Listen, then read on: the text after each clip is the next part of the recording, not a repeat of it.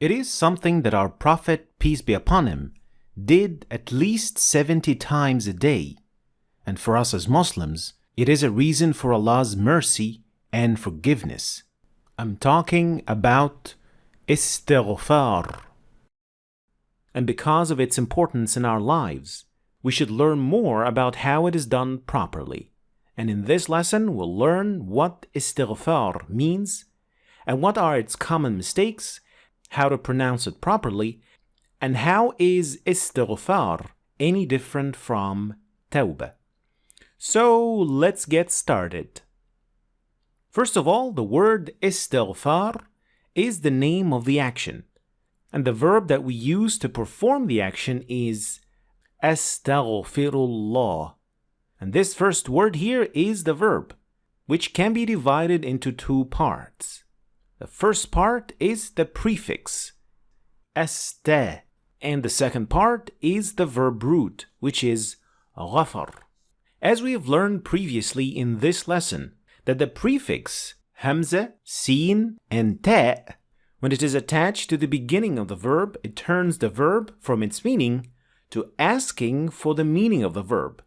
So for example, the verb alima, which means to know, and ista'lama, with the prefix at the beginning of it, means to ask for knowledge or to ask for information.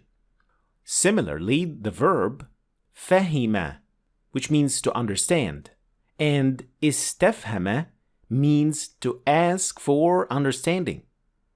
And also, kharaja means to get out, but istakhraja means to extract or to get something out, and so on. So when that prefix is added to the root of the verb, it turns it from whatever the meaning of the verb is to asking for the meaning of the verb. Having said that, since astaghfir also starts with hamza, sin, and ta, it is basically asking for something, and in this case, it is asking for ghafar. But what is ghafar really? The word ghafar is commonly known to mean to forgive. However, the word ghafara literally means to protect or to cover. This means that astaghfir would literally mean to ask for protection or cover, which would mean in this context to ask Allah to protect you from His punishment because of something that you had done, and it also means to veil your wrongdoing from others and to cover your sins so that you are not exposed to others. So next time you say Astaghfirullah, remember that besides asking Allah's forgiveness, you're also asking to be protected from His punishment and that your sins are not exposed to others. Now that we know what Istighfar means, let's learn how to properly pronounce it. And to get that right, we need to know what kind of common mistakes that can happen when performing Istighfar. The first mistake is related to getting the tashkil of the word wrong. This type of mistakes can potentially change the meaning of your dua, so be careful with these mistakes. First, some people say astaghfar or istaghfar with fatha on top of the fa. And this is definitely wrong, since it turns the verb into a past form, which would then suggest that Allah, may He be exalted, is the one asking for something, which is of course impossible. So what you should do is to pronounce a kasra under the fa, not fatha or anything else. So that's why you would say astaghfir, astaghfir, astaghfirullah. Second common mistake is putting a kasra under the hamza at the beginning of the word and saying istaghfir. And that turns the verb into an imperative form, and that is not what you want, of course. This mistake probably happens because we call the action itself istighfar with a kasra under the hamza. But again, this is the noun, that is the name of the action, not how you say your dua. So when you say the dua, you don't say istaghfir, but you say astaghfir, astaghfirullah.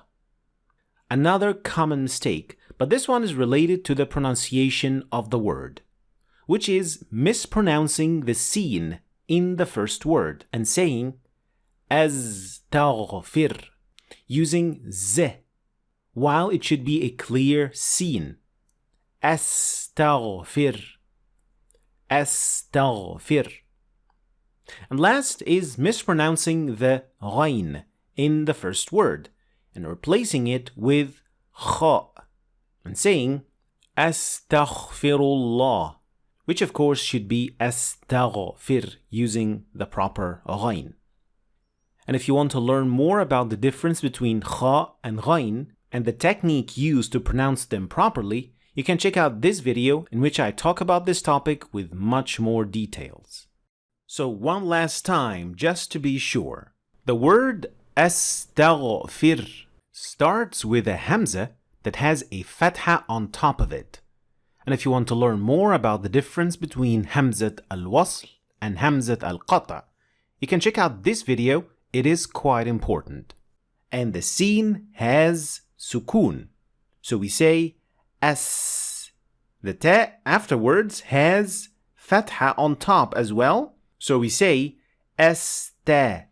And the ghain has sukoon, astagh. After that, the fa has kasra. Don't forget, this is very important. Astaghfi. And last, the ra has dhamma. So we say astaghfiru, astaghfirullah. And if you want to master how to pronounce the word Allah properly, then make sure to check out this lesson as well. It is quite important. And naturally, if you've been making any of these mistakes or other similar ones unknowingly, then insha'Allah it should not be a problem. But if you're able to learn and have the time for it, but you're not doing enough to avoid these mistakes, then that is indeed not good. And you should do your best so that you can avoid this type of mistakes. Finally, if istighfar means asking for forgiveness, does that mean that it is the same as Taubah? And the answer is yes and no. So how does that work then? How is it yes and no at the same time? Well, if the two words are mentioned together in the same ayah, for example, they would not mean the same thing. Istighfar would then mean asking for forgiveness for the past actions and the things that you had done in the past, while Taubah would refer to the future and promising to give up the sin and being determined not to do it again in the future. So first you do istighfar for what you had done, and then you're determined to give it up by Taubah, like what we learned from these verses.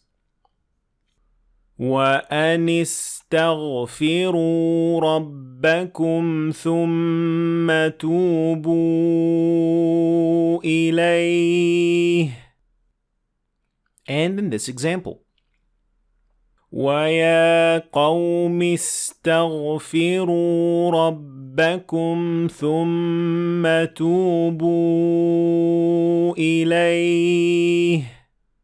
So in these two examples and many other examples throughout the Quran, Allah first mentions istighfar, and then we see the word thumma, which means then. And then what should be done? Well, tubu, which means to do tawbah. So istighfar is mentioned as the first thing to do, and then tawbah is step 2. And this happens when they are both mentioned together. However, when these two words are separated, so only one of them is mentioned, then either of them would refer to both of them at the same time. So when istighfar is only mentioned, it would mean both istighfar and tawbah And when Taubah is only mentioned, it would then mean Istighfar and Tawba simultaneously, like in these examples.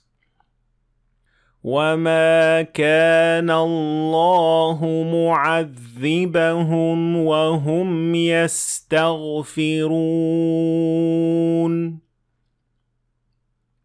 إِنَّ الَّذِينَ فَتَنُوا الْمُؤْمِنِينَ وَالْمُؤْمِنَاتِ ثُمَّ لَمْ يَتُوبُوا فَلَهُمْ عَذَابُ جَهَنَّمَ.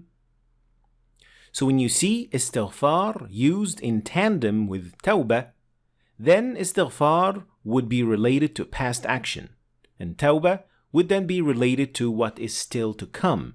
And when they are mentioned separately, they would contain each other's meanings. And if you want to know more information with more examples about this topic, then don't forget to check out the description for the list of sources that I used in preparing this lesson. And now that you know all the necessary information about Istighfar, do you think it's time to start making it a daily habit? Thanks for watching.